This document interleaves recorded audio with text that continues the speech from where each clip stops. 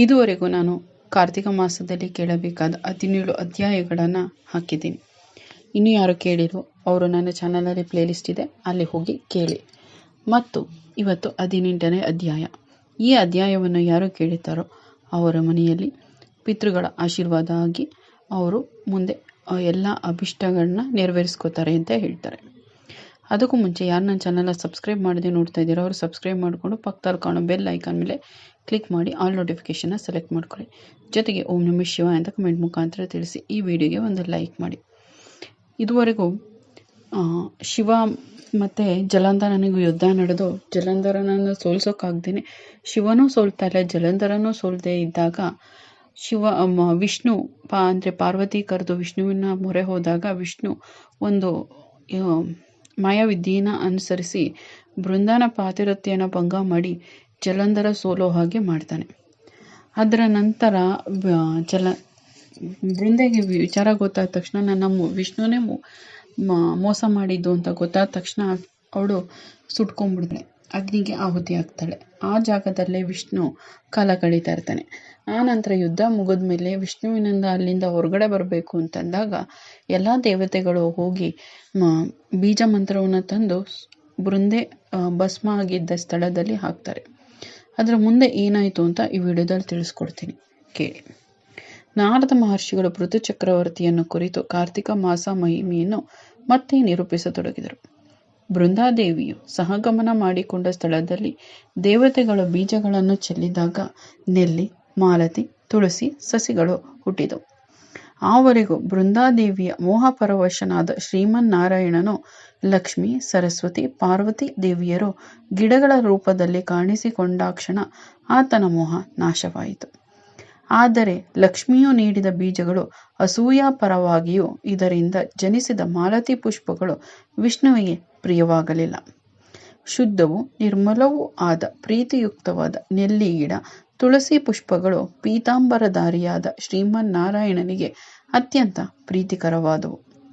ಇದರಿಂದ ಮೋಹದಿಂದ ಮುಕ್ತನಾದ ನಾರಾಯಣನು ತುಳಸಿದಾತ್ರಿ ಸಮೇತನಾಗಿ ವೈಕುಂಠ ಲೋಕಕ್ಕೆ ಪಯಣಿಸಿ ತನ್ನ ಮೂಲ ರೂಪವನ್ನು ಸೇರಿದನು. ಶ್ರೀ ತುಳಸಿ ಮಹಿಮೆ. ಯಾರ ಗೃಹದ ಮುಂಭಾಗದಲ್ಲಿ ತುಳಸಿ ಇಟ್ಟಿರುತ್ತಾರೋ ಅದು ತೀರ್ಥಕ್ಷೇತ್ರದಷ್ಟೇ ಸಮಾನವಾದ ಮಹಿಮೆಯಿಂದ ಕೂಡಿರುತ್ತದೆ. ಯಮದೂತರು ಅಲ್ಲಿಗೆ ಬರಲು ಭಯಪಡುತ್ತಾರೆ. ತುಳಸಿ ವೃಕ್ಷದ ಸನ್ನಿಧಿಯೇ ಸರ್ವ ಪಾಪಹರವಾದ ಸ್ಥಳವಾಗಿರುತ್ತದೆ. ತುಳಸಿ ಪೂಜೆಯನ್ನು ಯಾರು ಮಾಡುತ್ತಾರೋ ಅವರಿಗೆ ನವರಕ ದರ್ಶನ ಆಗುವುದಿಲ್ಲ ಅಂತ ಹೇಳ್ತಾರೆ. ಗಂಗಾ ಸ್ನಾನ, ನರ್ಮದಾ ದರ್ಶನ, ತುಳಸಿ ಸೇವನೆ ಈ 3 ಸಮಾನ ಪುಣ್ಯವನ್ನು ಲಭಿಸುತ್ತವೆ. ತುಳಸಿಯನ್ನು ನೆಟ್ಟರೆ, ನೀರನ್ನು ಹಾಕಿದರೆ, ಸ್ಪರ್ಶ ಮಾಡಿದರೆ ಮಾನಸಿಕ ಶಾರೀರಿಕ ಪಾಪಗಳು ಮಾಯವಾಗಿ ಅಖಂಡ ಪುಣ್ಯ ಪ್ರಾಪ್ತಿಯಾಗುತ್ತದೆ. ತುಳಸಿಯಿಂದ ಶ್ರೀಹರಿಯನ್ನು ಅರ್ಚನೆ ಮಾಡಿದವರಿಗೆ ಖಂಡಿತವಾಗಿಯೂ ಮೋಕ್ಷ ಸಿಗುವುದರಲ್ಲಿ ಸಂಶಯ ಇರುವುದಿಲ್ಲ. ಗಂಗಾ ನದಿಯಲ್ಲಿ ಸಕಲ ಪುಣ್ಯ ನದಿಗಳು, ಪುಷ್ಕರ ಮೊದಲಾದ ತೀರ್ಥಗಳು, ನಾರಾಯಣನೇ ಮೊದಲಾದ ದೇವತೆಗಳ ಸನ್ನಿಹವಿರುತ್ತದೆ. ಯಾವ ಪಾಪವನ್ನು ಮಾಡಿದರೂ ಸಹ ತುಳಸಿ ತೀರ್ಥ ಸೇವನೆ, ತುಳಸಿ ಮೃತ್ತಿಕೆಯ ಲೇಪಗಳಿಂದ ಸದ್ಗತಿ ಪಡೆಯಬಹುದು. ಅವರ ಬಳಿಗೆ ಬರಲು ಯಮನು ಹೆದರುತ್ತಾರೆ. ಇಂತಹ ಭಕ್ತರು ಮಹಾವಿಷ್ಣು ಸಾಯುಜ್ಯವನ್ನೇ ಪಡೆಯುವರು ಎಂಬುದರಲ್ಲಿ ಸಂಶಯವಿಲ್ಲ. ಈ ಮಾತು ಸತ್ಯ ಹಾಗೂ ಅನುಭವ ವೇದ್ಯ. ತುಳಸಿ ಕಾಷ್ಟದಿಂದ ತೇಯ್ದ ಗಂಧವನ್ನು ಲೇಪಿಸಿಕೊಂಡವನು ಪಾಪಗಳನ್ನು ತೊಳೆದುಕೊಳ್ಳುತ್ತಾನೆ. ತುಳಸಿ ವನದಲ್ಲಿ ಯಾರು ಪಿತೃಗಳಿಗೆ ಪಿಂಡ ಪ್ರದಾನ ಮಾಡುತ್ತಾರೋ ಅವರಿಗೆ ಪಿತೃದೇವತೆಗಳ ಆಶೀರ್ವಾದ ಹಾಗೂ ಅಕ್ಷಯ ಫಲಗಳು ದೊರೆಯುತ್ತವೆ. ಇನ್ನು ನೆಕ್ಸ್ಟ್ ಧಾತ್ರಿ ಮಹಿಮೆ. ನೆಲ್ಲಿ ವೃಕ್ಷವೂ ಸಹ ಶ್ರೀಹರಿಗೆ ತುಂಬ ಪ್ರಿಯವಾದದ್ದು.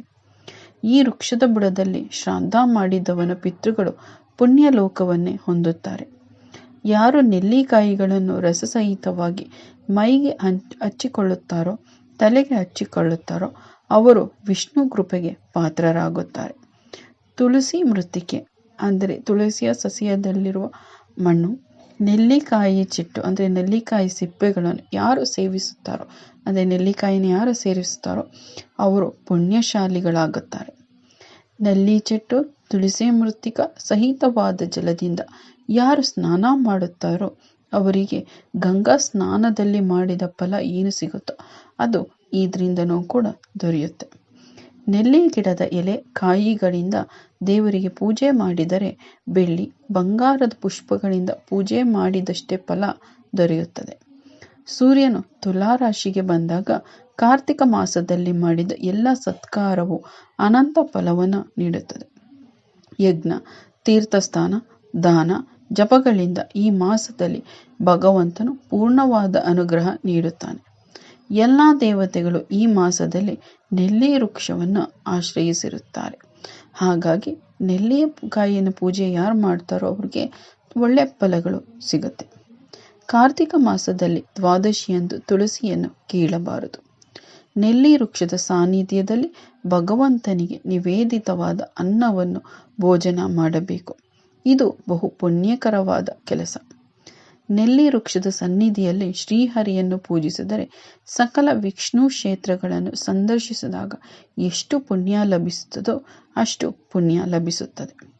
ಶ್ರೀಮನ್ನಾರಾಯಣನ ಮಹಿಮಾತಿಶಯಗಳನ್ನು ಹೇಗೆ ವರ್ಣಿಸಲು ಸಾಧ್ಯವಿಲ್ಲವೋ ಅದೇ ರೀತಿ ತುಳಸಿ ಹಾಗೂ ಧಾತ್ರಿ ವೃಕ್ಷಗಳ ಮಹಿಮೆಯನ್ನು ವರ್ಣಿಸಲು ಚತುರ್ಮುಖ ಬ್ರಹ್ಮನಿಗೂ ಕೂಡ ಸಾಧ್ಯವಾಗಿಲ್ಲ. 1000 ಎಡೆಗಳ ಶೇಷದೇವನೂ ಕೂಡ ಕಾರ್ತಿಕ ಸ್ನಾನ, ದಾನ ಹಾಗೂ ಭಗವನ್ನ ನಾಮಸ್ಮರಣೆಗಳನ್ನು ವರ್ಣಿಸಲು ಆಗದು. ತುಳಸಿ, ಧಾತ್ರಿ ವೃಕ್ಷ ಅವತಾರ ಕಥೆಗಳನ್ನು ಯಾರು ಶ್ರದ್ಧಾ ಭಕ್ತಿಗಳಿಂದ ಹೇಳುತ್ತಾರೋ ಮತ್ತು ಅದನ್ನು ಆಸಕ್ತಿಯಿಂದ ಯಾರು ಕೇಳುತ್ತಾರೋ, ಈ ಮಹಿಮೆಯನ್ನು ಪಾರಾಯಣ ಮಾಡುತ್ತಾರೋ ಅವರು ಉನ್ನತ ಪುಣ್ಯ ಪದವಿಗಳನ್ನು ಗಳಿಸುತ್ತಾರೆ ಮತ್ತು ಅವರ ಪಿತೃಗಳು ಸಂತುಷ್ಟರಾಗಿ ಅವರ ವಂಶವನ್ನು ಆಶೀರ್ವದಿಸಿ ಉತ್ತಮವಾದ ವಿಮಾನದಲ್ಲಿ ಮೋಕ್ಷ ಪದವಿಯನ್ನು ತಲುಪುತ್ತಾರೆ ಎಂಬಲ್ಲಿಗೆ ಕಾರ್ತಿಕ ಮಾಸ ಮಹಿಮೆಯ 18ನೇ ಅಧ್ಯಾಯ ಸಂಪೂರ್ಣವಾಯಿತು. ಇದಿಷ್ಟು 18ನೇ ಅಧ್ಯಾಯ. ಈ ಕಥೆಯಲ್ಲಿ ನಾನು ತುಳಸಿ ಮತ್ತು ಧಾತ್ರಿ ವೃಕ್ಷಗಳ ನೆಲ್ಲಿಕಾಯಿ ವೃಕ್ಷಗಳಿಗೆ ಯಾಕೆ ಪೂಜೆ ಮಾಡಬೇಕು, ಅದಕ್ಕೆ ಯಾಕೆ ಅಷ್ಟು ಮಹಿಮೆ ಬಂತು ಅಂತ ಈ ಕಥೆಯಲ್ಲಿ ತಿಳಿಸ್ಕೊಡಲಾಗಿದೆ. ಈ ವಿಡಿಯೋ ಇಷ್ಟ ಆಗಿದೆ ಅಂತ ಭಾವಿಸ್ತೀನಿ. ಇಷ್ಟ ಆಗಿದ್ರೆ ಲೈಕ್ ಮಾಡಿ. ಹಾಗೆ ಯಾರು ನನ್ನ ಚಾನಲ್ನ ಸಬ್ಸ್ಕ್ರೈಬ್ ಮಾಡದೆ ನೋಡ್ತಾ ಇರೋ ಅವರು ಸಬ್ಸ್ಕ್ರೈಬ್ ಮಾಡಿಕೊಂಡು ಪಕ್ಕದಲ್ಲಿ ಕಾಣೋ ಬೆಲ್ ಐಕಾನ್ ಮೇಲೆ ಕ್ಲಿಕ್ ಮಾಡಿ ಆಲ್ ನೋಟಿಫಿಕೇಷನ್ ಸೆಲೆಕ್ಟ್ ಮಾಡ್ಕೊಳ್ಳಿ. ಆವಾಗ ನಾನು ವಿಡಿಯೋ ಹಾಕಿದ ತಕ್ಷಣ ನಿಮಗೆ ಸಿಗುತ್ತೆ. ಇದು ಯಾರು ಕಾರ್ತಿಕ ಪುರಾಣ ಇನ್ನೂ ಕೇಳಿಲ್ವೋ ಅವರು ಪ್ಲೇ ಲಿಸ್ಟ್ ಇರುತ್ತೆ ನನ್ನ ಚಾನಲ್ನಲ್ಲಿ, ಅಲ್ಲಿ ಹೋಗಿ ನೋಡಿ. ಈ ವಿಡಿಯೋ ಕೊನೆಯಲ್ಲಿ ಕೂಡ ಹಾಕಿರ್ತೀನಿ. ಅಕಸ್ಮಾತ್ ಅಲ್ಲಿ ಸಿಗಲಿಲ್ಲ ಅಂದರೆ ಪ್ಲೇ ಲಿಸ್ಟಲ್ಲಿ ಸಿಗುತ್ತೆ, ಹೋಗಿ ಕೇಳಿ ನೋಡಿ. ಹಾಗೆ ಓಂ ನಮಃ ಶಿವಾಯ ಅಂತ ಕಮೆಂಟ್ ಮುಖಾಂತರ ತಿಳಿಸಿ. ಜೊತೆಗೆ ನಿಮ್ಮ ಅನಿಸಿಕೆ ಅಭಿಪ್ರಾಯನೂ ಕೂಡ ಕಮೆಂಟ್ ಮುಖಾಂತರ ತಿಳಿಸಿ. ಇನ್ನು ಯಾವುದಾದ್ರ ಬಗ್ಗೆ ಮಾಹಿತಿ ಬೇಕು ಅಂದರೂ ಕೂಡ ಕಮೆಂಟ್ ಮುಖಾಂತರ ತಿಳಿಸಿದರೆ ನಾನು ಅದ್ರ ಬಗ್ಗೆ ವಿಡಿಯೋ ಮಾಡಿ ತಿಳಿಸ್ಕೊಡ್ತೀನಿ. ಇಲ್ಲಿವರೆಗೂ ಕೇಳಿದ್ದಕ್ಕಾಗಿ ಧನ್ಯವಾದಗಳು. ಮುಂದಿನ ವಿಡಿಯೋದಲ್ಲಿ ಸಿಗೋಣ.